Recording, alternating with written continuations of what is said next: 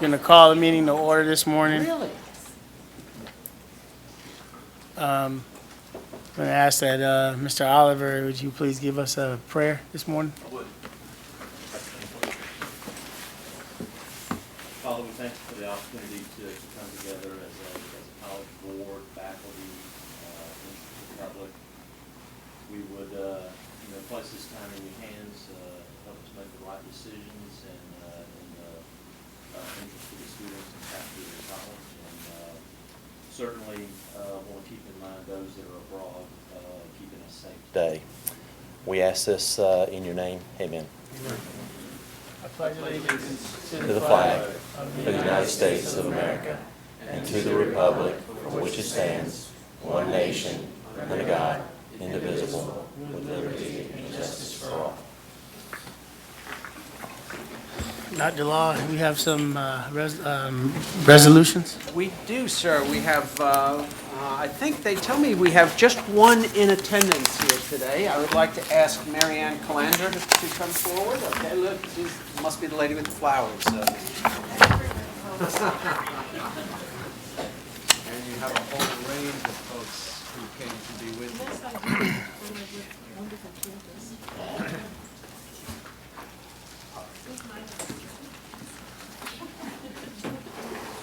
Mary Ann Calandra began her career in the audiovisual department of the Clearwater Campus Library in January 1986, and whereas Ms. Calandra became the staff assistant in the Student Activities Office on the Clearwater campus in 1994, helping to orchestrate countless events and award ceremonies, and whereas Ms. Calandra transferred to the Communications Department in 1998, where she worked under Dr. Mary Geyer to serve faculty and students with her characteristic kindness, devotion, and diligence. And whereas Ms. Calandra joined the Testing Center in 2002, where she has shown the same dedication and integrity that have become her trademark, and whereas Ms. Calandra will be greatly missed by her co-workers who wish her great happiness as she travels the world and spends time with her family, now therefore be it resolved that the St. Petersburg College Board of Trustees and the total college community hereby recognize and appreciate the outstanding contributions to the college and to the community by Mary Ann Calandra, and extend to her our best wishes for enjoyment throughout the years ahead. Said resolution being adopted and approved by the Board of Trustees, St. Petersburg College, this 20th day of August, 2013. Hear, hear. Okay.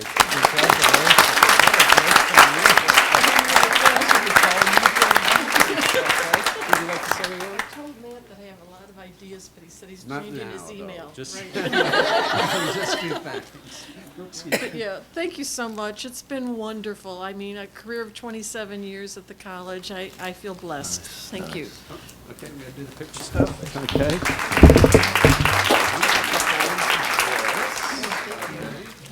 Our friends can come in. Okay. Yes, and please. I think we can get everyone.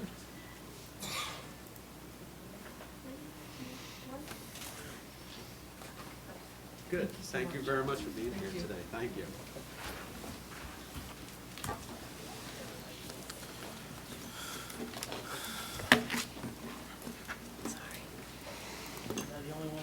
Yes, 27 years. That's very impressive. Yeah. Thank you. All right. I have, Tampa Bay Veterans Alliance, Dr. Law? yes, I'd like to ask Stan Vidito to come forward with Father Bob Swick of the Tampa Bay Veterans Association. And I think Father Swick is here mostly to say thank you to our board on behalf of the Tampa Bay Veterans Alliance. Gentlemen, if you'd come to the, if you go to that microphone.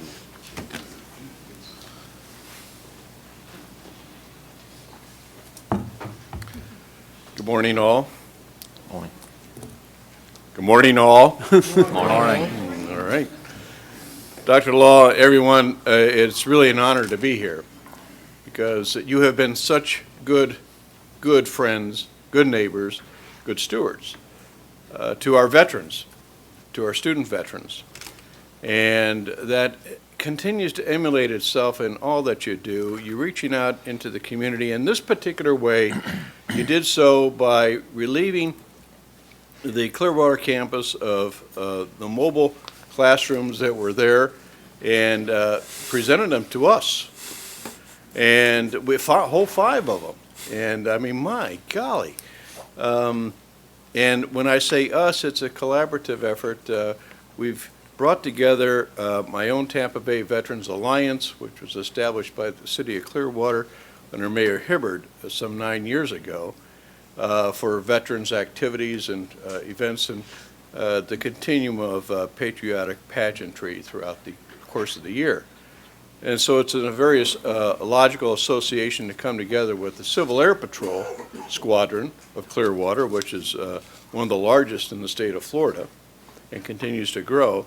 And now we have, thanks to you, a compound, a new headquarters for both of us, the very first for TBVA and a much, much needed one for the Civil Air Patrol. Their dilapidated trailer that they had when we had classes, we had to be careful where we stepped because we go right through the floor of the trailer. And so that was removed. We now have a compound of 5 of mobile homes, if you will, that are now classrooms. And there you go. There's some pictures of what they look like. They've been refurbished. Wow. And that whole portion of the Clearwater Air Park has been designated for us. And the city has purchased or laid forth a 90-foot by 40-foot platform, a parade deck, where the cadets do their competitive drill. And they are, by the way, the state champions right now. So this is an opportunity for us to bring together lots of the community, and because of all your generosity and what you've been doing for the student veterans in particular, we are so appreciative. Please accept this bit of recognition, if you will, in our collective behalves.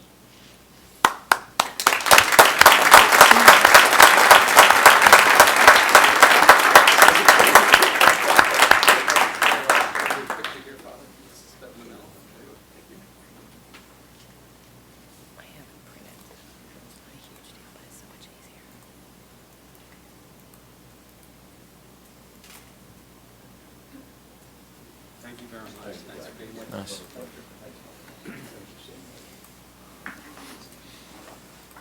Mr. Chairman, it may be important to note for the other board members, those trailers didn't look like that when they left us.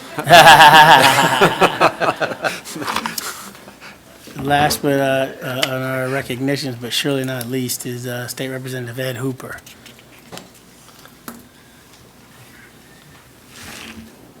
Mr. Chairman, members of the board, and Dr. Law, I'm very pleased to announce that this morning we will recognize the 2013 St. Petersburg College Outstanding Alumnus, and it gives me great pleasure to introduce to you the the president of the Alumni Association, John Brown, to make that announcement.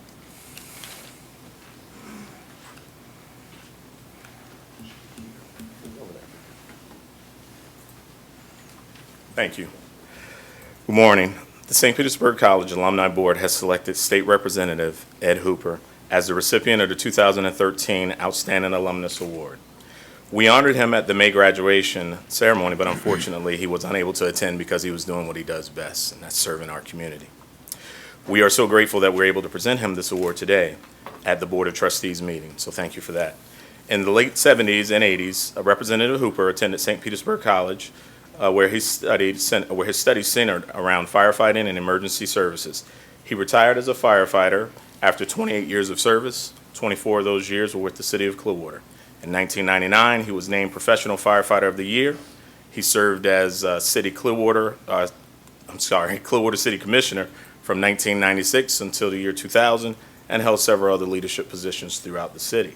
In 2006, Representative Hooper was elected as the state representative for District 67, which also includes St. Petersburg College's Clearwater campus.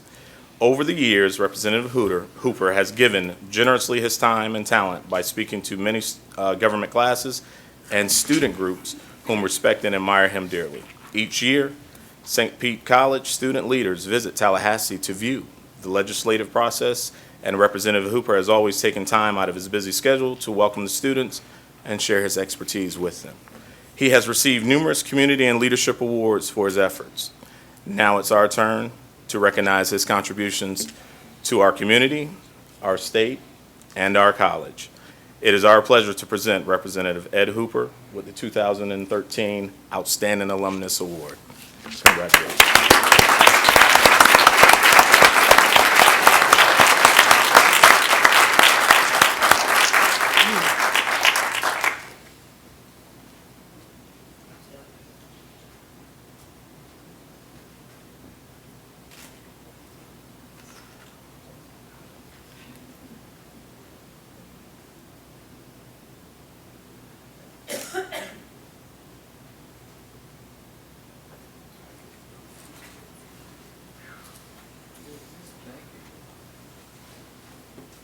Good morning, everyone, and let me start by Mr. Chairman and board members, and is this on?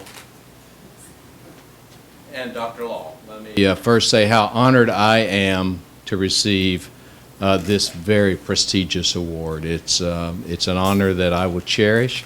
It will be on my desk in Tallahassee when I'm there, and in my Clearwater office when I am there, proudly displaying how great your college is and how much that I care about that.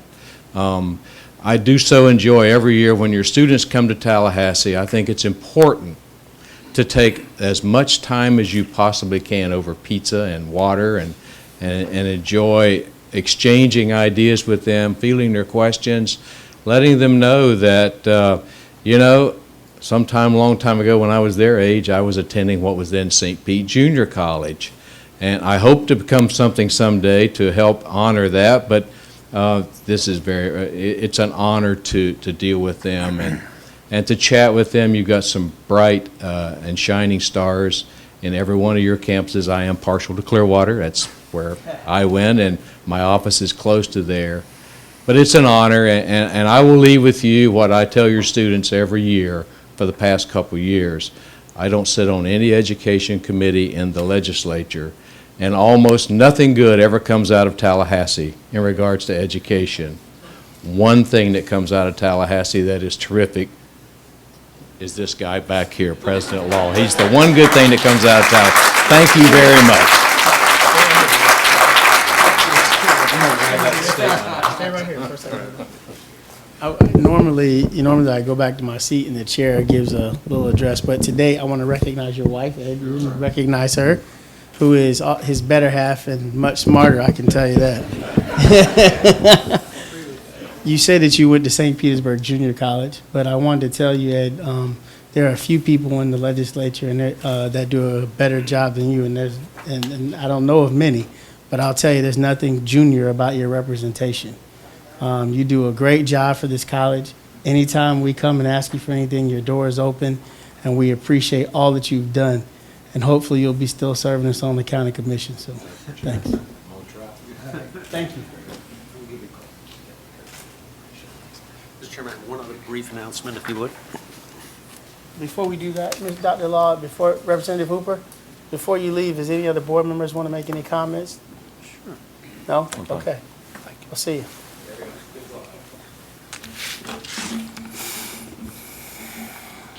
Okay, Dr. Law. Mr. Chairman, as just one other award that came in late yesterday, but the college was recognized by the Pinellas Adult Career and Technical Education Association with the Calvin Hunzinger Award.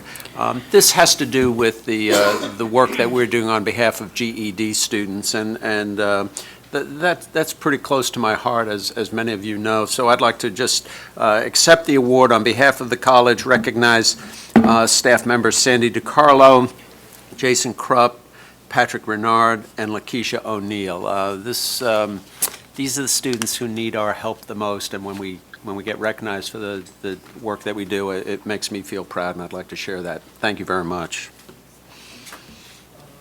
So, as Chair, I'm obligated to read that section 1001, 1001.61 of the Florida statute requires that each year at its first regular meeting after July 1, the College Board of Trustees shall organize by electing a chair whose duty it shall be to preside at all meetings, to call special meetings of the board, and to attest to actions of the board, and the board shall also elect a vice chair to act as the chair during the absence or disability of a chair. Pursuant to this requirement, I now open the floor for nominations for chair of the Board of Trustees for the year of 2013-14 fiscal year. If our current chair would like to stay, I would nominate Mr. Gibbons if he so chooses to do it again.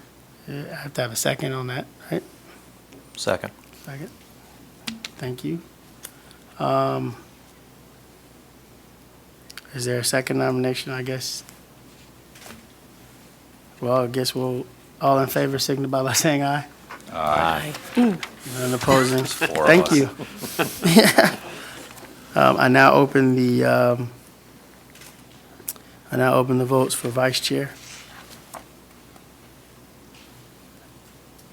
I'd like to nominate if Mr. Fine, Captain Fine, would like to stay in as vice chair. Sure.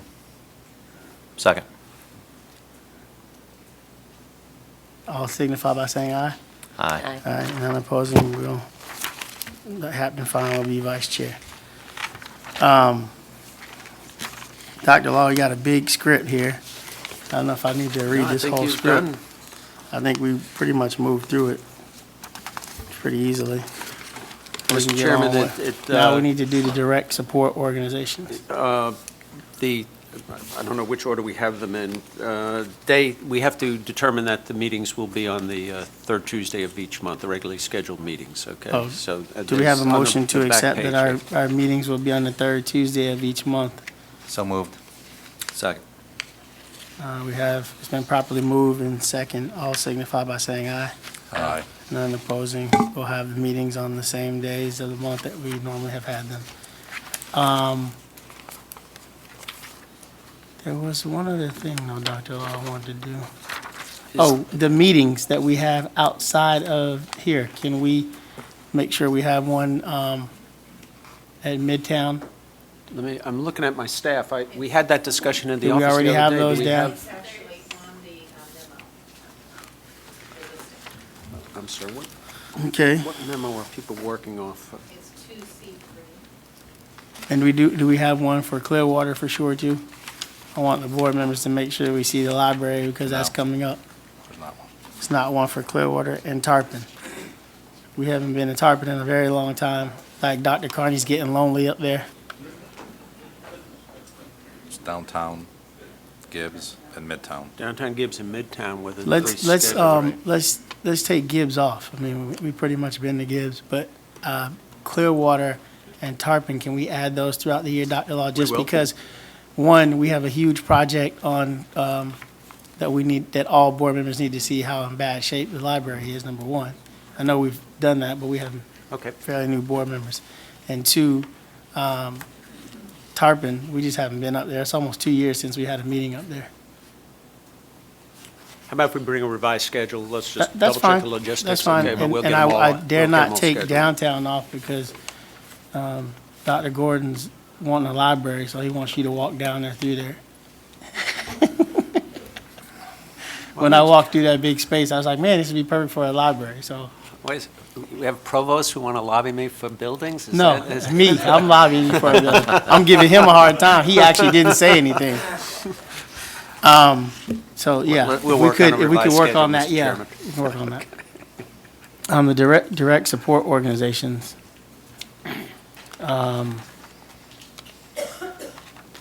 Mr. Brett normally did the Lipa Radner Museum. And why don't we do this, Dr. Law? Why don't you talk individually with each board member and see Okay. what they're interested in? And then I'll take one of them, the one they're not interested in, I'll do that. that we don't Thank have you. somebody to support that organization. And that Okay. way, everybody can pick what they'd like to be supportive of.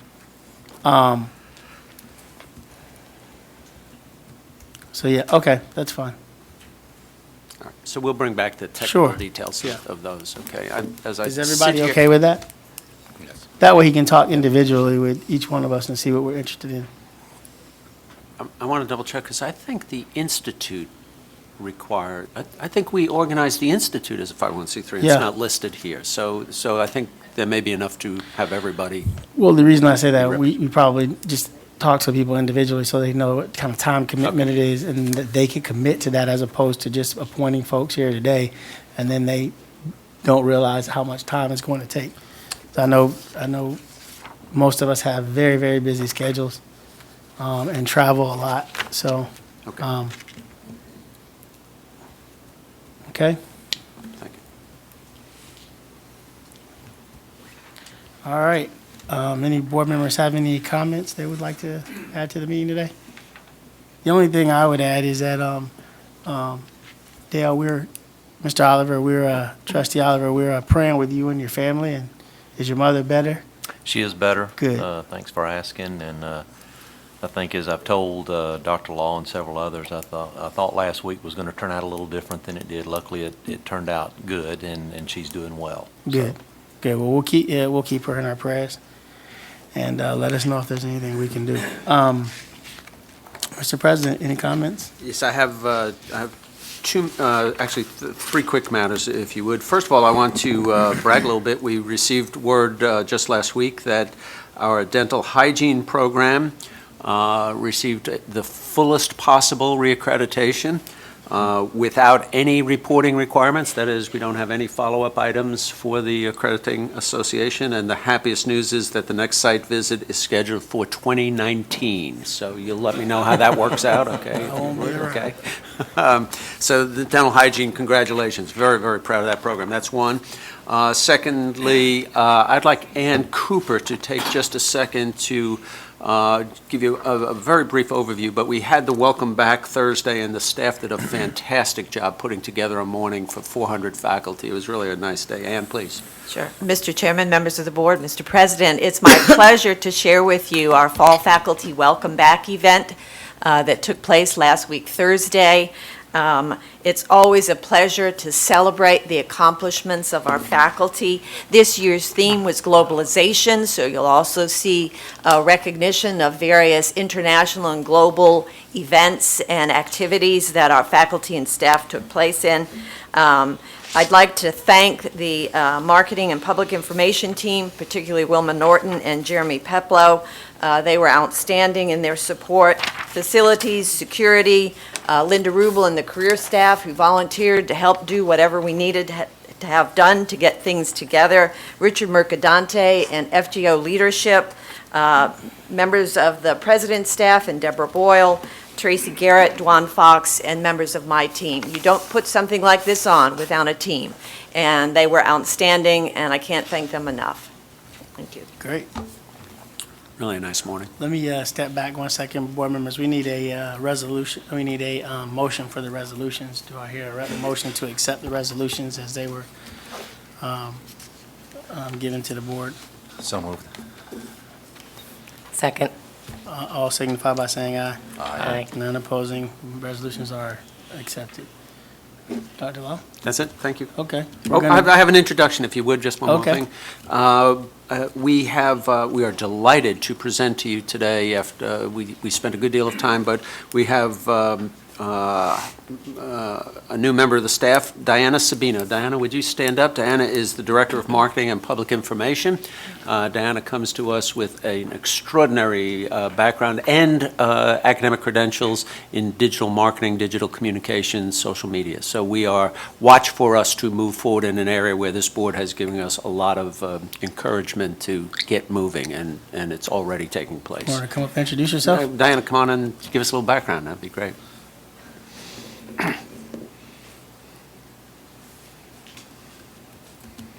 Good morning. I am very excited to be here. There's a lot of great opportunity. I look forward to present in the September board meeting of all of the initiatives that I would like to undertake and all of the big opportunities I'd like to tackle right away. So, You're going to teach all us how to twit and tweet and all that stuff?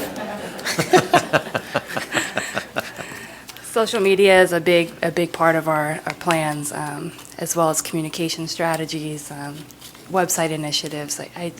It's really encouraging to be here, coming from the private sector. and hearing so much of what St. Petersburg College does to put students first, student success initiatives, and it's tremendous to hear that community college is doing all of this. So I think we have a lot of opportunity in our marketing Mr. Oliver's plans. got me 50% there. He taught me how to turn the computer on. He'll give me the rest of the way, I guess. We'll try to do the rest of it I some know, other right? time. Yeah, that's right, that's right. Well, thank you for coming. We appreciate it and look forward to working with you. Thank you. All right. I do as well. Thanks. That's it, thank you. Mr. Lang, good morning. How are you? Good morning, sir. How are you? I'm good. It's football season. Yes. Gators look Go good. Gators. That's right. I have no report this morning. Thank you, Mr. Lang.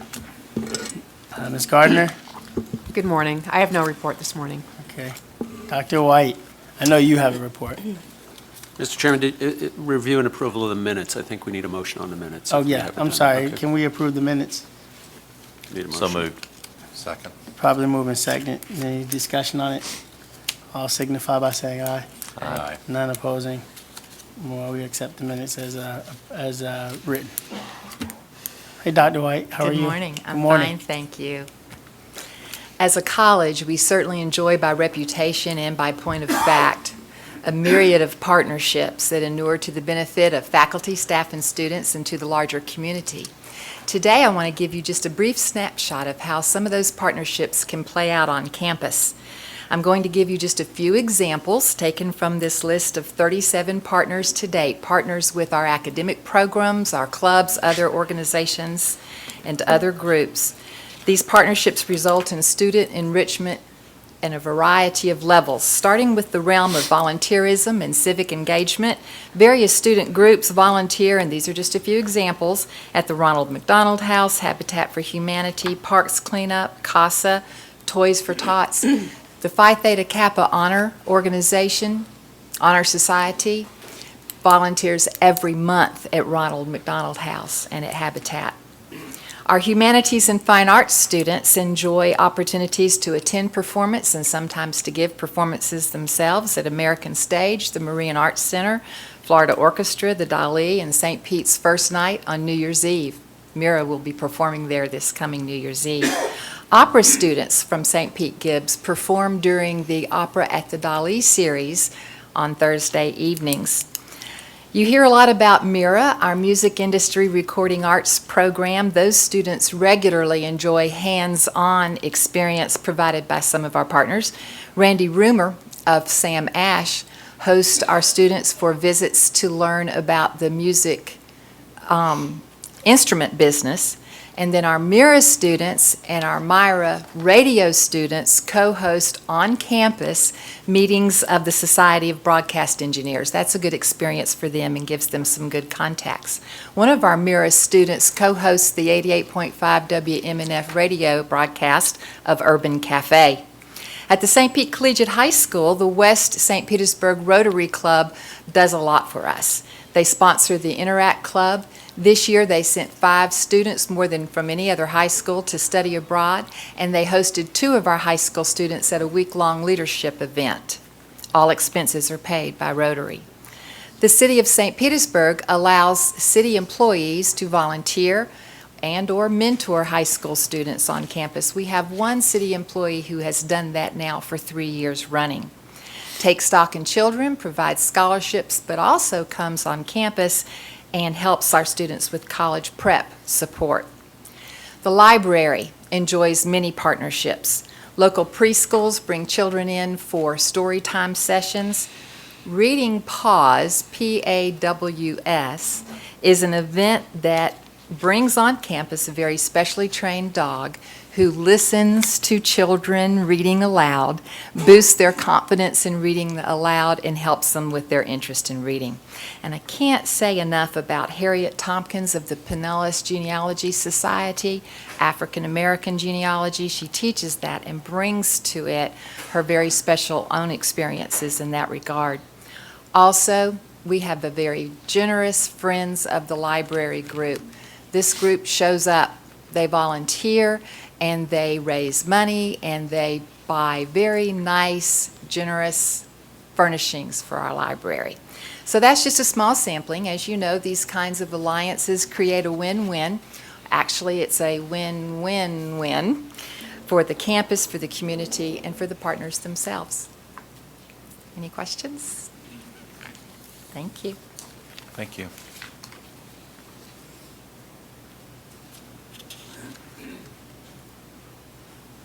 Mr. Frank? Good morning. I'm Rich Mercandante, President of the Faculty Senate. I just want to take a few minutes to update you on some FGO activities. Basically, there are, let's see where we're at here. There we go. Three items here. First, start with faculty accomplishments. Dr. Cooper noted that we had a great day last Thursday at the fall faculty. And in that little booklet, we have a list of, I think I counted over 250 specific faculty accomplishments, publications, conferences people attended, community service, service to professions. Also, we celebrated 9 emeriti faculty. We bestowed upon 9 former faculty members the title of faculty emeritus. And I figured out they had a collective contribution to SBC of over 230 years, I believe it was. So it was really great to honor that group. Secondly, as far as legislative changes, we have been working on the general education situation. And about a year ago, the legislature said that we had to reduce our gen ed offerings from 36 to 30. More recently, the legislature came back and said, no, we can keep it at 36. And we also have some flexibility within the course offerings. So this has involved a committee of about 40 faculty members and deans. I chaired this with, co-chaired this with Dr. Cooper. And I think it was a very good discussion. We had Dr. Law there at one time. We had the Vice Chancellor of State Colleges in Florida at one time. And one of the great things about that discussion was that we kind of affirmed our commitment to a truly broad general education for our students that should help them both academically and in the workforce. There's still a little bit more work to do with choosing specific courses, especially for humanities and social science, but part of the recent legislation moved the implementation to fall 2015. So we have a little time on that. And finally, some goals for the upcoming year. We're very excited, and we've worked on this for a number of years, that we plan to implement faculty sabbaticals. And Dr. Law has been supportive of this, and we have kind of worked out a plan where next spring we can start with a one-semester sabbatical for experienced professional faculty who have been committed to their professional development, giving them a chance to, in Dr. Law's phrase, to get off the treadmill, to reinvigorate themselves, to make sure that they're bringing back to the college something that's going to contribute to student success and create a synergy for people they come in contact with. And finally, we are also working on making sure our faculty evaluations are top-notch. I think many faculty feel that we have a good kind of base to our faculty evaluations. This morning's paper, the Tampa Bay Times, had 3 editorials on education, and one that really piqued my interest was called "Making a Great Teacher is a Matter of Training." And they quoted some research from the Measuring Effective Teaching Project, which surveyed 3,000 teachers, and it basically concludes 2 things. First of all, that effective teaching can be measured, and second of all, and I quote, "Teaching is too complex for any single measure of performance to capture it accurately. The challenge is to combine measures in ways that support effective teaching while avoiding such unintended consequences as too narrow a focus on one aspect of effective teaching." I love that quotation because if you remember back in February, Dr. Cooper presented the 7 or 8 qualities that we look at faculty from. We look at faculty from student success rate, grade distribution, participation in out-of-class support for students, professional development, student surveys of instruction, class observation, strengths, teamwork, and areas for improvement. So I think we have a great start on this, and we are, again, just trying to take it to the next level to make sure that our faculty are top-notch and we're providing our students the best possible teaching we can. Any questions? Thank you. Thank you for your time. Mr. Chairman. Mr. Frank. I think we skipped one. Skipped one. Oh, okay. We got a little Mr. out of Frank. order here. Sorry about that. A little excited. Good morning. Morning. Today I wanted to give you an overview of the College of Public Safety, and as to be expected, we provide academic degrees and certificates, but we are truly a place of lifelong learning for our students. And if you look at the bottom of the infographic, you'll see that our students go along a pathway of academy training. Once they're hired, they're on probation with their agencies for at least a year. Typically, they'll go into their non-credit training to advance within the field or whatever the agency would like them to do. And it's not until they desire a promotion or come up upon a situation where they would need a promotion that they come back to school. And then they'll be funneled into the AS degree to complete it, and then later the BAS degree. However, this process is very elongated. Our average age of our students is 33 to 35 years old, based on the program. The All-State Center in the College of Public Safety, we house the BAS program, 5 AS degrees, 9 certificates, a fire academy, police academy, corrections academy, and all the student support services. And this is accomplished with 17 people. 2 chairs, 2 advisors, 4 coordinators, 6 full-time faculty, and 3 staff assistants. We're guided by the college and our accrediting body, but we're also a regional training center.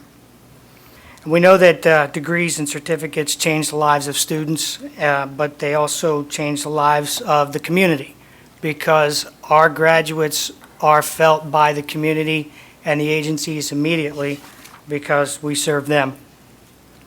In addition, the College of Public Safety and the All-State Center, we have to report to the Florida Department of Law Enforcement, the Florida Bureau of Fire Standards and Training, and we have state statutes that we're required to follow.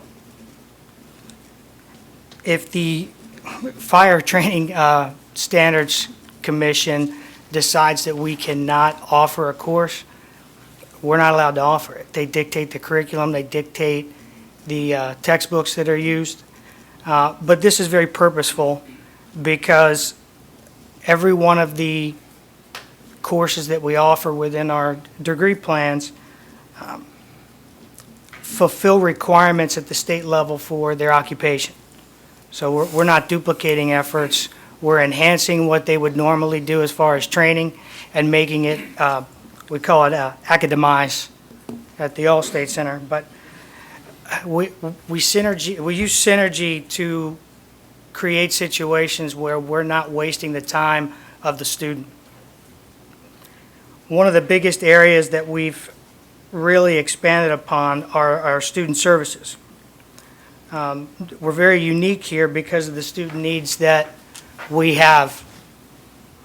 I jokingly say that our students will run towards fires and towards bullets, but they run away from books. But there's a little bit of truth to that.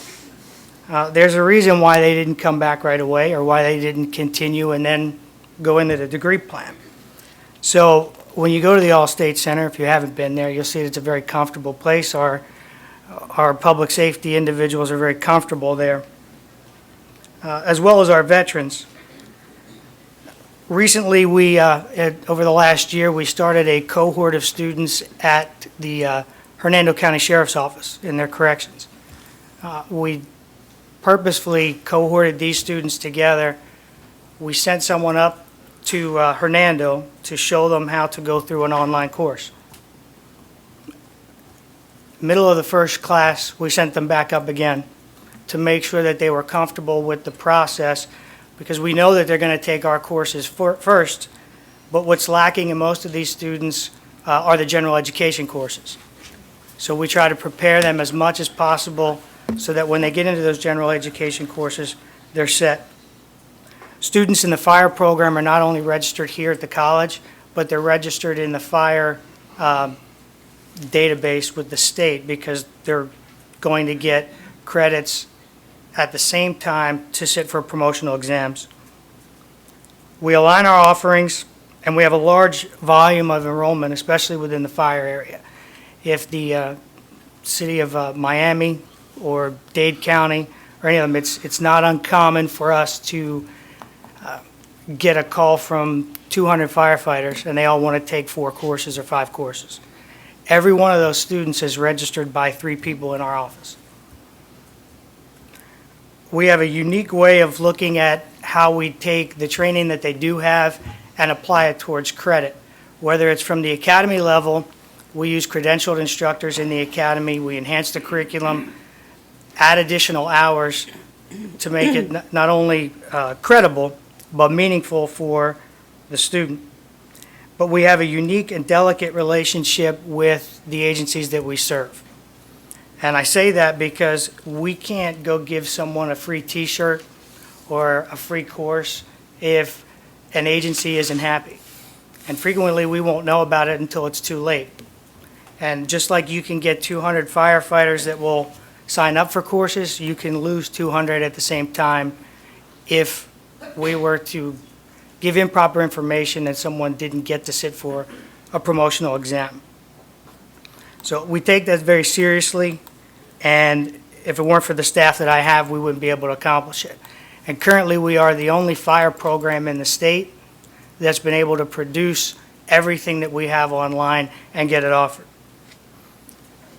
If you look at the two charts here, you can see our performance, for a relatively small program, just almost $4.5 million in revenue, our FTE, SSH, and enrollment.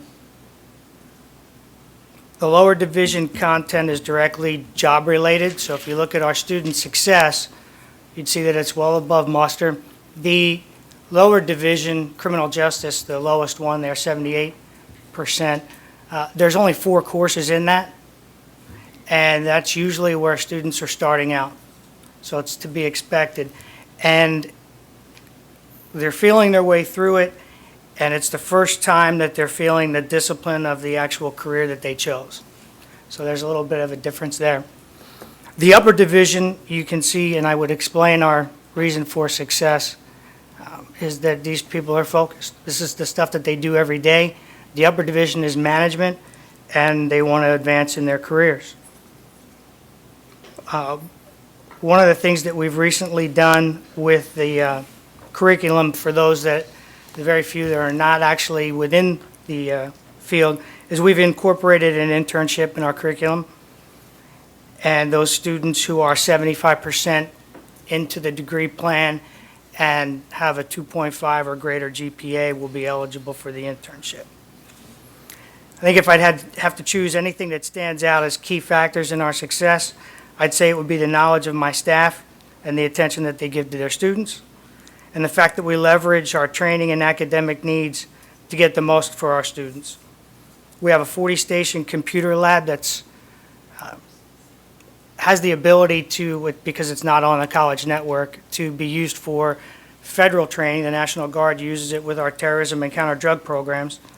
Those of you that have visited Allstate have seen the Milo system, which is the virtual reality shooting simulator. That training that we've provided and built through our grant-funded programs is used in our PSAV programs. There's no other academy in the state that's allowing students to go through that kind of realistic training. And that our academy certificates that the students receive are coming from practitioners. We don't use just degreed individuals. These people have been there and done that, they've gotten a T-shirt, and they have the credentials to teach it. So if there's any questions? Well, thank you. Thank you, Dean Frank. Thank you. There's no old business, so we're moving on to new business. Dr. Law, information item on student success and achievement. Yes, I'd like to, classes started yesterday, so we'll give the board an update on the enrollment, where we are as of yesterday morning, I think, is the number. Patrick, thank you. The usual, let me make sure everybody understands. Dr. Patrick Renard, Dr. Jesse Coraggio, the Morning. regular presenters. Gentlemen. Mr. Chair, members of the board, Dr. Law, it's our pleasure to be here and present an enrollment report. As Dr. Law started 3 years ago, it's customary for us to come to you the first board meeting after classes start, and as Dr. Law just mentioned, classes began yesterday, so here we are.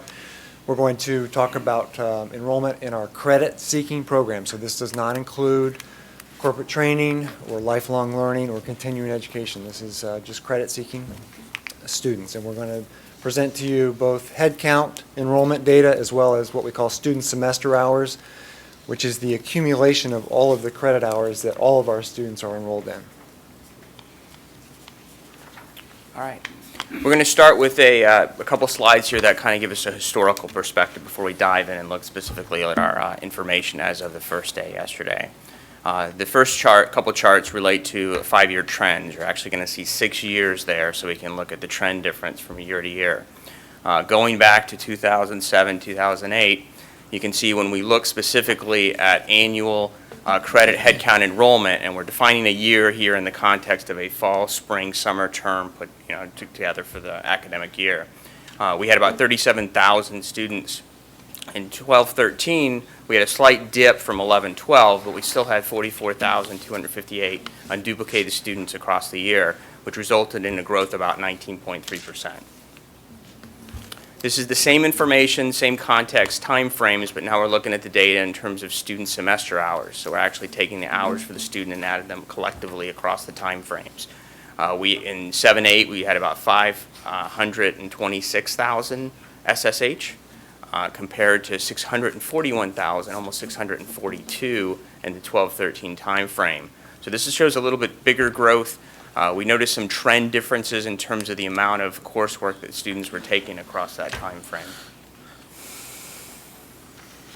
Okay, we have 9 learning sites throughout the county, plus a robust online offering, and this represents the enrollment throughout the county. In headcount, we had 31,650 students enrolled yesterday, as of yesterday morning, which is a decrease of 2.2% over same day last year.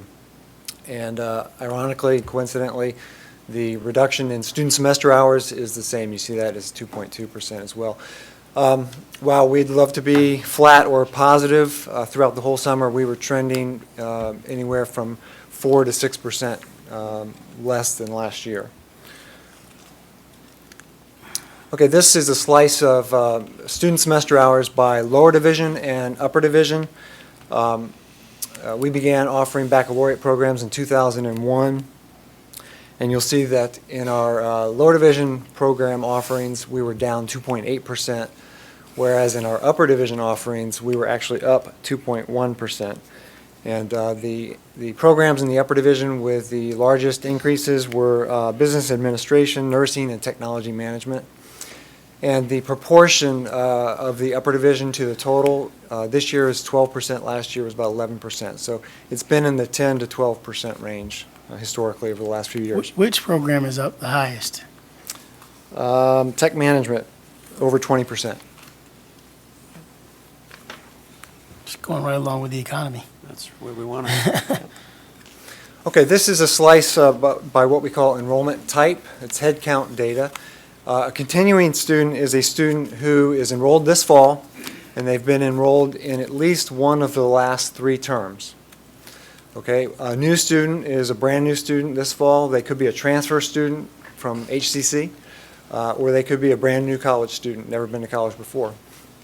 And then a readmit is a student, a former SPC student who has been out for at least a year. And you see the growth there. We've had a 4.6% increase in our readmitted students. New students is down 1.5%, and our continuing students is down 3%. This is a trend line over the last 8 weeks for continuing students. It's the blue, the bottom is this year compared to last year. Very parallel, very similar. So we've been tracking and monitoring this all summer long. You see we ended up down 3%, roughly 700 students fewer in that category. And this is our new student trend. We started out pretty close, and then there was a gap throughout the summer, and then just in the last 10 days, we were able to narrow that gap. We ended up down just 101 students from last year. Traditionally, last couple of years, we've called this presentation the Who's Here, kind of giving an idea of the demographic profile of the students, and these next few slides are going to kind of walk through that. First slide here we have is on race ethnicity. You can see we have a big growth area in our Hispanic student population. That's actually up 7.8%. For our African American students, we're up just slightly at 0.1% overall. And then for our white students, we're down about 4%. Hispanic students are up on what campus, mostly Clearwater? That would, the Clearwater campus has the highest Hispanic enrollment, so that would be the largest increase overall. So we don't have it broken down by campus where the biggest increases are? We can pull that up. Just Actually, get it, Dr. Law asking for it. I mean, Yeah, we've got BI ready. We can switch over and pull it. Somebody's doing it as we speak. Yeah, yeah. Just want to know where we see the biggest increases of certain students on campus, or which campuses. Okay, we can get that. When we look at the age breakdown, as Pat mentioned, was a lot of increase in the last week in terms of us closing that gap in terms of enrollment. And we see that in terms of our increase in our youngest students. Our 18 and under students is actually up 3.1%, which I think is a very positive outlook. I mean, that's the new students, that's the enrollment engine, that's where we want the enrollment to increase. Would that include dual enrollment? That would also? include dual enrollment, yes. And we know dual enrollment is up this particular term because Okay. we've added dual enrollment courses. We see we're down about 5.8% in the 19 to 21-year-olds, and we're flat in the 22 to 25-year-old students. This has traditionally been an area where we've actually been kind of light historically, so it's good that we have moved up to a flat position in that area. Down about 4.1 in 26 to 35-year-olds, and then about 2% down in 36 and older. This is an interesting chart, and we've showed this each term, and it's been pretty consistent over the last 4 or 5 years. There's really a migration towards part-time enrollment status instead of full-time enrollment status. And you can see it pretty clearly if you look at the yellow highlighted part of each bar. You see that continues to gain momentum as we go forward. So in fall 2009, it was about 63.5% of our students that were taking part-time. For this fall that we're in right now, it's up to 70%, and we're certainly seeing that trend grow. That may be related to economy as well. The fact is we have more students that are taking fewer classes. That has repercussions in terms of services to the college because it means we have more students for the same amount of enrollment. Degree objective. This one is kind of interesting, and it's different than some previous trends. We're actually down in our core, which is our AA students. So there's a little bit of migration away from AA, moving to more workforce-oriented programs. We're up a little bit in students seeking four-year programs at 1%, down slightly in workforce at 2.9, and the largest increase here is in dual enrollment, enrichment, and transient. We sometimes call that group a non-degree seeking group. They're unique in that sense in how we classify them, but dual enrollment's contributing to that. There's even some implications on getting students later that may have some impact in that students have signed up very late and they may not actually be, they may be non-degree seeking until they get all their information in, even though they're enrolled in classes. So where does like our Sigma 6 and that kind of programs that Dr. Connolly has, where do they fall? They fall under dual enrichment, or they fall under? No, they're going to be non-credit workforce- programs. Non-credit course? So they're Or- not in this chart. They're not in this chart, okay. We'll report those separately. Okay, this slide looks at enrollment headcount data rolled up to the academic department. So you'll see social science LD, the lower division. LD means lower division. It's our 2-year programs. And then the UD is upper division, obviously 4-year program offerings. And what we're showing here is the bar chart is actually the percent increase or decrease over last year. And then to the right or left, you'll see the actual head count of the students taking courses in that department. So social science, the lower division social science, is the department with the largest growth, and I'll explain, you'll see that in the next slide as to why that is. There's 11,170 students taking courses in that department, associated with that department. And what's interesting here is 4 of the 6 trending positive are either upper division or they're workforce related. You see the nursing and you see the vet tech. Okay, very few in the core are trending positive right now.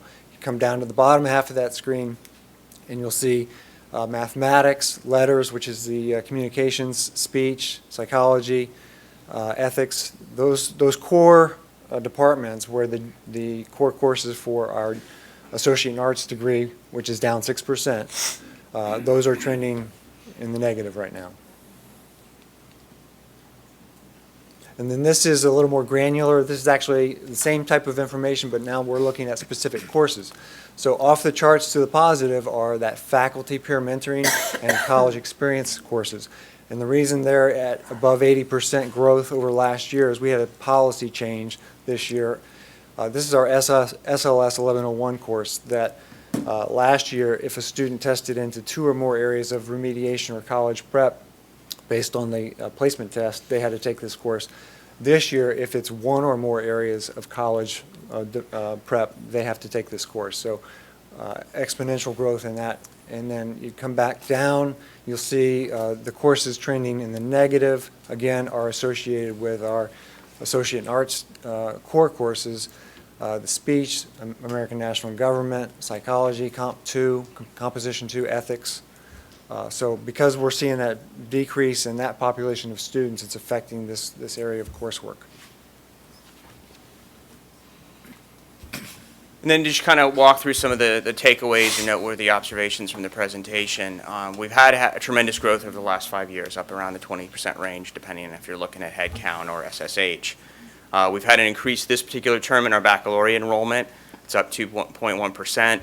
Our biggest increase in terms of minority students is our Hispanic students, up 7.8. We have an overall increase in minority students of 3.3. Again, most of that's made up by Hispanic students.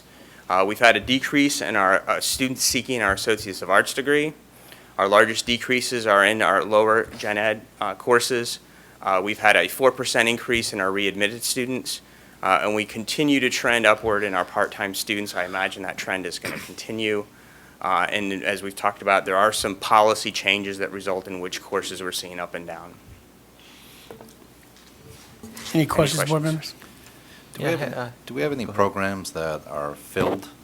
I mean, typically? That could to capacity, you mean? Yeah, to capacity. Nursing would Nursing be that. would be The one. health programs, Limited Captain access. Fine, we're actually going to bring you some additional data that, because we want to talk about expanding, but long and short is we had almost 5,000 students waiting to get into 1,700 slots for health programs, if you do the just sort of the big picture math on this stuff. So we're trying to see what areas could we expand program offerings, but those clearly fill up.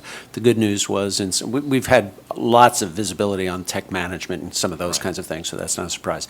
We're still sorting it out. It happened yesterday, but here are my observations, Mr. Chairman, if I could take just a minute. One, the change in developmental education has everybody scratching their heads.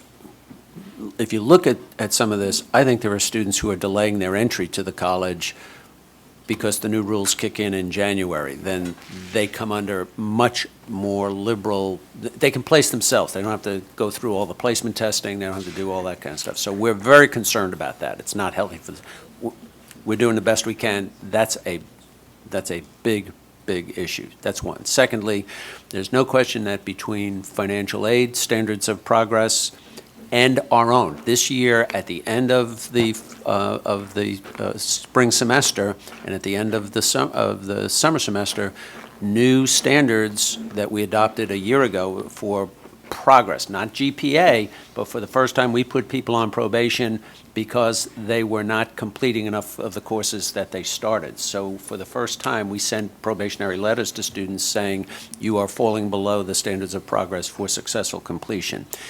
That limits how much they can take. So the trend toward part-time, we are complicit in that. And this is the part where I think we have to hold our breath. We think we are taking action that will keep students from falling through the cracks, but we are limiting their program in some cases. And somebody help me out. We sent a bunch of those letters out, Patrick. Over 2,000 this summer. 2,000 people who previously would not have been on probation got probation letters. And we're reaching out to them, we're supporting them, but we're saying that the pattern you're on leads to a bad end. We need to change that pattern, so that's what we're working on, some quality issues. We're working very hard. The new marketing, new intake, the competition is really fierce now for students, and we need to get our game to a little different level. So watch for that. I'm sorry, trending online classes as opposed to, bodies in the seat. I mean, this is just the statistics are overall enrollment, doesn't break down, I mean, how many. We have BI available. Yeah. If I knew it, I'd forgotten. We Yeah. capture it in a couple of different ways, and I don't have it clear in my mind, the overall trend. I'm just wondering if it's going up. Historically, it's or- been online's been historically going up at Yeah. a pretty big clip. Right. This term, it's a little flat. It's flat. This is the first time it's actually That's- been flat and probably, sorry, it's -3% right now online compared to where we were overall. So it's pretty close to where we are in traditional. But it has been over the last, I would say, at least the last 5 or 6 years. I mean, it's been consistently trending upward. Let us dissect. This is before drop ad, right? This is opening day, so. Opening day, so So we don't- leading so into our- it, we're in real time Yeah. after the last week of registration. You pay as you go, so you're seeing what the enrollment really is.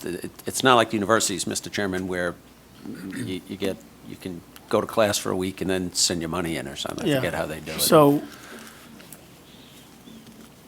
if they're just, the data that everybody's asking for, Dr. Law, why don't you just send it around to us so we can see it broken down into different categories. The online, that's concerning because usually online is way up every semester. So, and is there any particular reason that we feel like it's that online is down? That is going, I think that's going to be a function of limiting students' program. For some students, we said you can only take X number of credit hours. Okay. And for our students, online has always been the extra course to take in their program. So. Which may be the one that's getting them in trouble because they're not in the When we classroom. limit, it doesn't surprise me that may be where the limit shows up. We're seeing some of the limits, but it wouldn't surprise me that it spills over into that too. We do not want students to take online courses if they are not skilled learners. We are working very hard to make sure students can be successful there. Are we seeing the students that are in SLS, were they normally allowed to take online courses? They At the same could, yeah, a new student coming in could do that, and they could share their program. That may be the problem. I mean, they're taking skills on learning how to just learning how to study and other things, and they jump right into an online course. I share that concern. No, I mean, yeah, I mean, we probably should, okay. We'll continue, as of yesterday morning, we'll continue to dissect it. I'm not prepared today to tell you, we planned for flat enrollment. We actually held back some course sections so that if it were down, we've already made the cuts financially. We haven't offered all of the sections if there was no additional growth. So we think we may have already, we're checking to see, have we already managed down the financial implications of this? I think we need to be much more mindful of what's really happening here. I don't know that I can tell you why enrollment is going down, but I'd like to turn that trend around. I'd like to be up to a 3% rather than down to a 3%. And I think it's a function of a variety of things. So let us continue to work it. We're just trying to give you the up-to-date info. Okay, thank you, Can I guys. ask you a question about Sure. the healthcare program and the 3,300 kids that we had to turn, or students that we had to turn away? What happens to them? Where do they go? Well, the reason, let me take a second on what happened. We had, for many years, students stayed in the queue. That is, you were on the waiting list, and then eventually somebody would come in. The waiting list got renewed every year, and you never got close to the front. We finally then changed the rules and said, every year you must reapply. That way, we're all playing with real-time data. What happens is those students are still waiting, and they can't, by law, they can't be, you're not in the nursing program until you're admitted to the nursing program. So we had these students who are pre-nursing. And meanwhile, they're eating up their financial aid, they're working through, they're using up credit hours that may or may not get them there. What we did in the last year was create a degree that is called health sciences, so that a student's actually working toward a degree while they're waiting to get in. If they get in, all the credits transfer toward that. Some of those students will not get into nursing, and I think some go to the proprietary section, some get a different career goal. We have, in round numbers, 1,500, I see it's up a little bit this semester, but 1,500 nursing students in both bachelor. It's 650 for the associate degree, 850 for the online program. The program I want to bring back to you is, if we want to expand, what would that include, okay? And That was and- my question, yeah, is how do that- we save those 3,300 Yeah, students? and expanding at the bachelor's level, I think, has a lot more potential because we don't need to find clinical time for those students. Just the real problem is every time we expand, we have to find 650 hours of clinical time for each student who comes in at the associate degree level. And there's no more time out in the hospitals. Their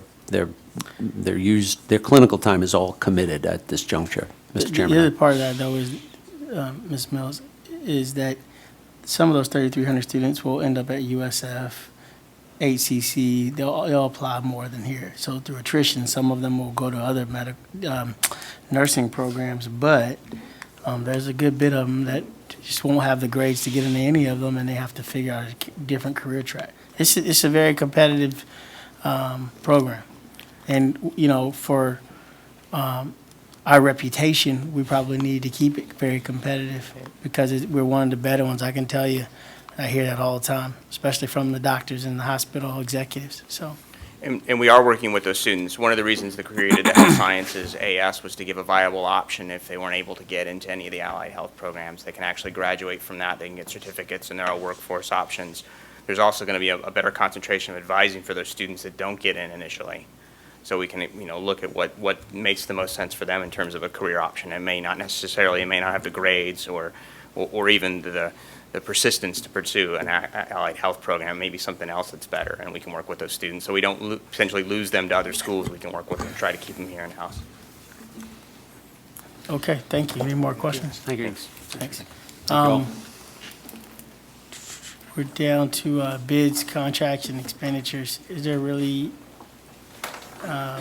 we needed information items, Dr. Lowe?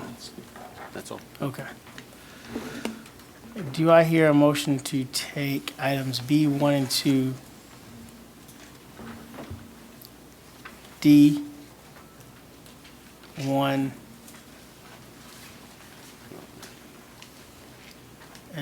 A through G? And we'll stop on the capital outlay. So moved. It's been properly moved. Second. Second. Is there any discussion? All signify by saying aye. Aye. Aye.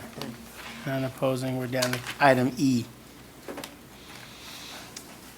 The reason I stopped on item E is there any presentation for the library at Clearwater? Do we need to take that real I quick? think Jim, are you going to present the item? You have the Okay, that's fine. I just want to make sure that we didn't Mr. have Chairman, any I don't want to schematics or anything that need to be No, this is just for the architect selection. This is step one in the process. Okay. Okay.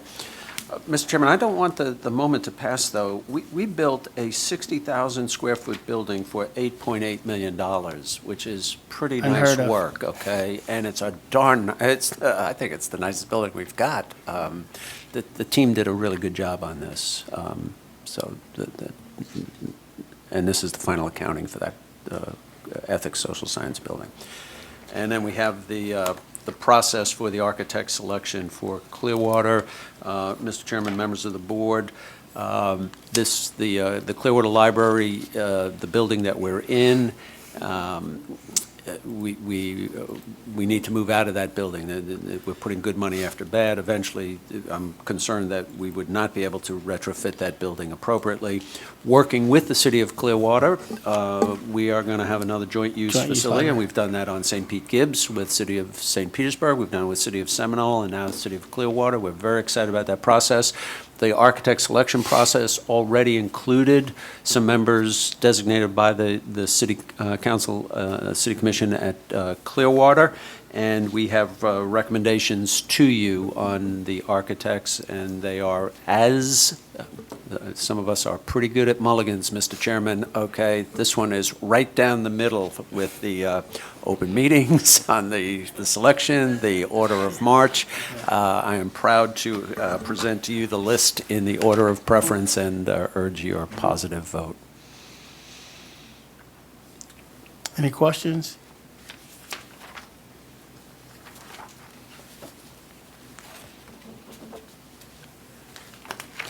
If no questions by the board members, do I hear a motion to accept items E1 and 2?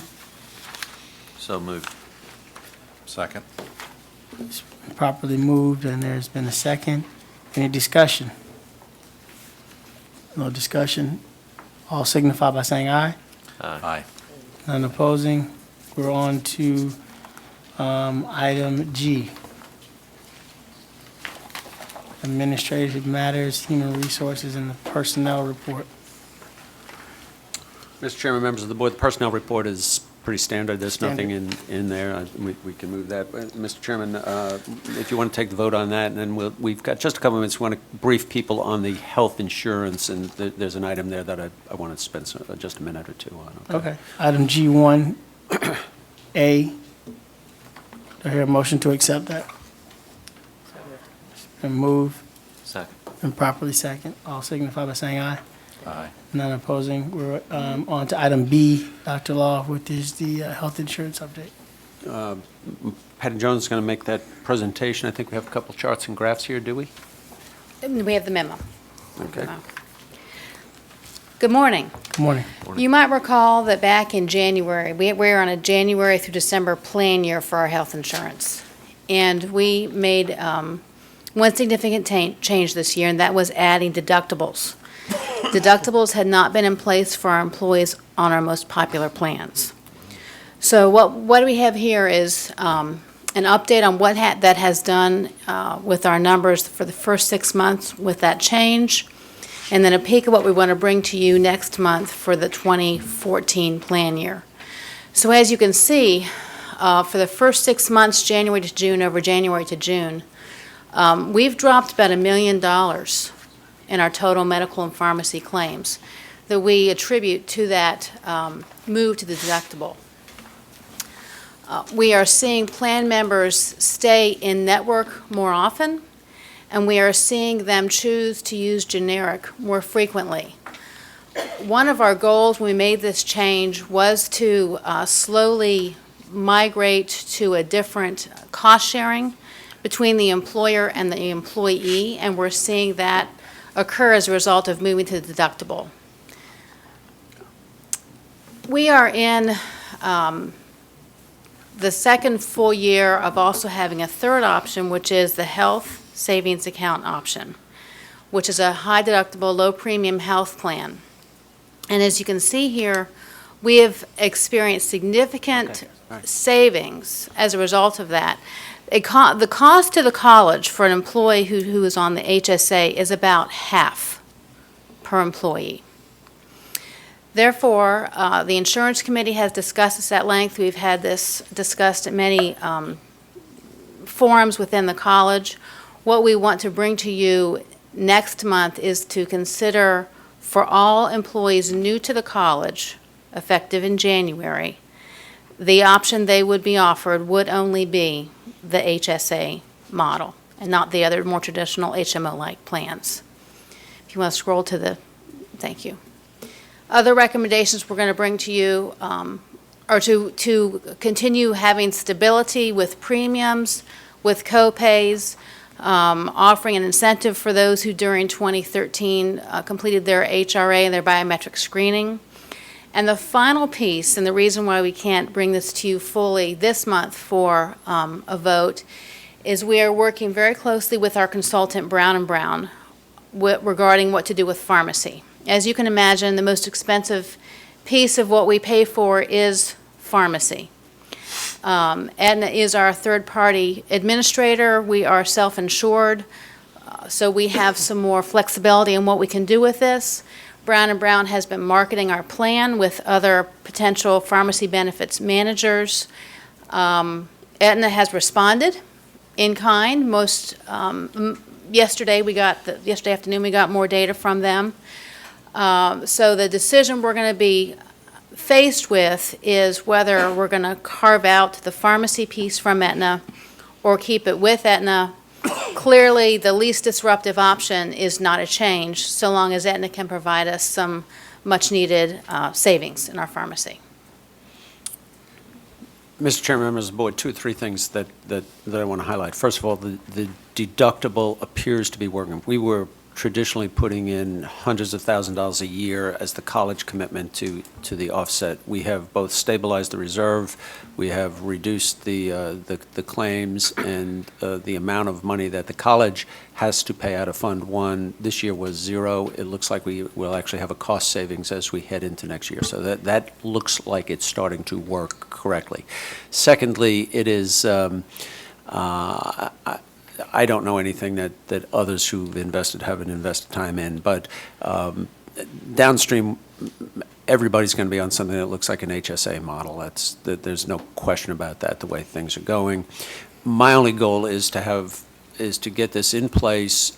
We still have really good insurance at this institution, but the cost to the college is so significant between the two plans. As we go forward, I think people ought to make their choice when they apply for a position at the college. If the HSA is not an attractive option to them, then they would not apply. But I think given the overall ambience and what we pay and everything else, the quality of our health plan would be that. I simply want, as we start advertising in the fall for positions that start after the first of the year, I want to be sure that I can be straightforward with folks that this is going to be the insurance that you go on. We think we're going to save another $300,000 or $400,000 in the health plan this year with no increase in premiums to staff. So we're doing a pretty good job managing. We're fully self-insured, and with the help of Brown & Brown, we're doing a pretty good job. So we'll bring you the full. I simply wanted to, if the board is not comfortable with us moving to an HSA only for new employees, everybody else is grandfathered in, we'll keep the plans in place, but when the college puts up $10,000 for one kind of insurance and $5,000 for another kind of insurance, going forward, I know what we're going to have to do.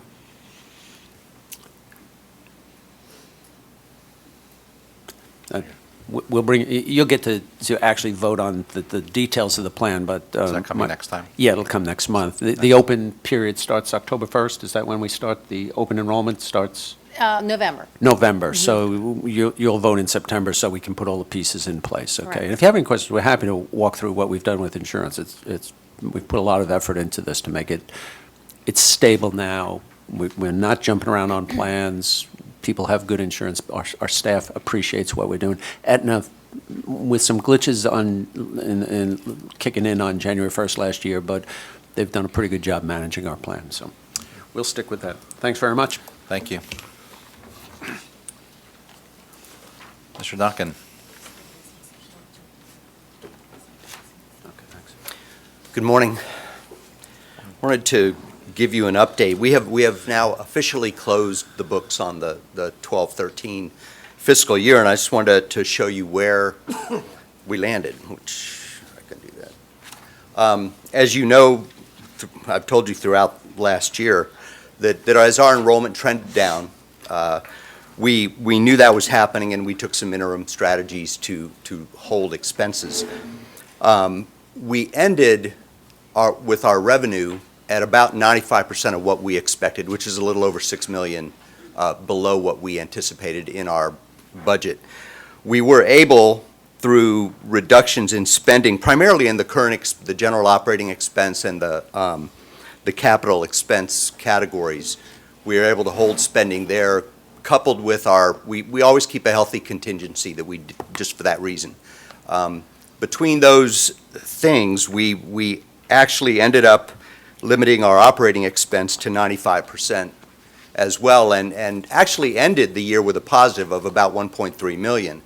But because we had to write off, I believe you recall in June, we brought a write-off of prior year revenue that essentially consisted of financial aid that we had to pay back to the government. Once we wrote that off the books, then we ended with a balance of just a little over $150,000 for the year. So still ended healthy. Our fund balance is still over 12%, which is really beyond the parameters set by the state that they recommend.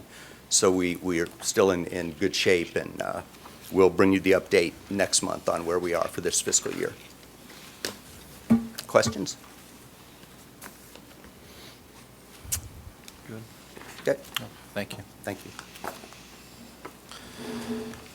Academic matters, dual enrollment agreement, facility use. Mr. Chairman, you may have seen one of One of the changes our friends in the legislature mandated this year is a change in the dual enrollment program. Again, the big picture is that historically, students had access to college credits while they're still in high school. No tuition was charged. Student got the credit for free. Those programs, of course, have proven to be enormously popular for both students and families. As they grew, people, and the state portion didn't grow. It's one thing to waive the student tuition. It's another thing then the state didn't show up with its portion either. So the program's growing and nobody's paying. Presidents made that a priority to try to get some additional funding for that. In its wisdom, the legislature said we can provide additional funding, have the school district send you a check for the student tuition. We didn't, working with our school, we have such a long and strong history here. We were doing this long before the state was involved in this. Superintendent Greger and I decided that we would take a big picture look at this. We did not want students to be impacted. The school district doesn't have $1.6 million to send us. Every part of their budget is under stress. We actually went back, asked our staffs to take a look, and everybody identified costs that they were already absorbing as part of making this program work. We have just under 3,000 students in every type of dual enrollment across the thing. Long and short is we decided that we could, they still had to by law send us the 1.6, but we would then reimburse them for things that they were doing in kind in past years, so that we would actually send back the money to support the dual enrollment. We could make it work out. No change to the student, no change to the scope of the program, exchange of checks to keep us legal within the law. We're very proud of this. Some districts decided to go Hatfield and McCoy's on this, with the school districts calling names at the college and the college returning the favor. This is too good to mess up, and I'm very proud of the work that our staffs did with the school district. The dual enrollment agreement and joint facilities use then is my recommendation to you to execute a pretty good plan. What is the plan as it continues to grow, though? Well, where will the money come from? Because it appears just to be trending up. We have the ability to put some limits on its growth as it goes forward. I think that's a fair statement. We sit down and plan how much of this can we afford going forward. That's a legitimate one. To do it on the fly, though, and to pull $1.6 million out of it is not, that's not worthy of our best efforts. I think there's some, to be perfectly honest, it's so disruptive in some other districts. I have a funny feeling the legislature is going to step back in and fix this problem in some form. Okay, I think there's some other monies that will show up. We'll keep you informed as this works. We cannot continue to underwrite anymore. The school district can't, so keeping what we have seems to me to be very valuable. If we can make this work at no additional cost to either party, that's what we're going to do, is my sense. I don't know how much more either side is interested in expanding. Okay. You have to adopt the joint use, the agreement, though. Could I hear a motion for H1? So moved. Second? Second. All in favor? Aye. Credit curriculum, any discussion? President Law, do you have anything? No, I'm always straightforward? proud to present this. I think the board should get a sense that we're always reviewing what we do. We change the curriculum based on guidance we get from our advisory committees. We eliminate courses that are no longer viable, and we add new courses that are more appropriate to where the programs are headed. So you see a good amount of change in the curriculum. All of these are really from the bottom up, from the staff. And again, just for everybody's benefit, we have more than 500 citizens who sit on our program advisory boards, and when we meet with them on a regular basis to take their input. So I'm happy to recommend these changes. Hear a motion for H2? So moved. Second? Second. All in favor, say aye. Aye. Aye, so moved. Proposed changes to Board of Trustees Rules Manual. Pretty straightforward. We're limited, so I guess we need to discuss how we meet. The change really is that we have to provide citizen access at the board meeting. I don't think it's ever been an issue here at the college, but we will now start making sure, dare I say, just like the county and city commissions do, we will make sure there's a procedure for citizen access. A question, as long as we're talking about Board of Trustees, any word that when we might see a fifth member Yeah, of our I'm gonna board, sh- it's getting I'm going to share lonely with up you, here. we may have gone nuclear on on the governor's office. We actually, in different contact with our friends at the Southern Association of Colleges and Schools on a student complaint matter, which, by the way, they fully supported our side of a student who just wouldn't take no for an answer. They did, however, highlight to us, though, that accreditation standards require a minimum of 5 board members, and that for a variety of reasons, we have not met that standard for different reasons over a period of time. I immediately alerted the governor's office that, if it starts to spill over into accreditation matters, I think they ought to move us up on the list. So we were in contact with the governor's office last week on this issue. Governor's in town tonight, and I'll have a chance to see him. Mr. Chairman, I've given up handicap in that race, though, okay? I made a few recommendations and was told that they're very close, so. Good. Have a motion for aye. So moved. Second. All in favor, say aye. Aye. Aye. President's report, sir. Mr. Chairman, I think you have, very proud with the opening of school. We appreciate the work that has gone to get students comfortably situated. Good opening yesterday, thank you to the staff and the front line. Great. Any future agenda items from board members? Nothing? Open the public hearing. Okay, closing that. Our next meeting day, September 17th, and we're downtown. Subject to review, let us review with the chairman the game plan for getting to all the several places, okay? We'll get that resolved by this afternoon, okay? And we'll give everybody a heads up. The date is firm, the location may change, okay? Thank you. Have a wonderful school year. Adjourned. Thank you.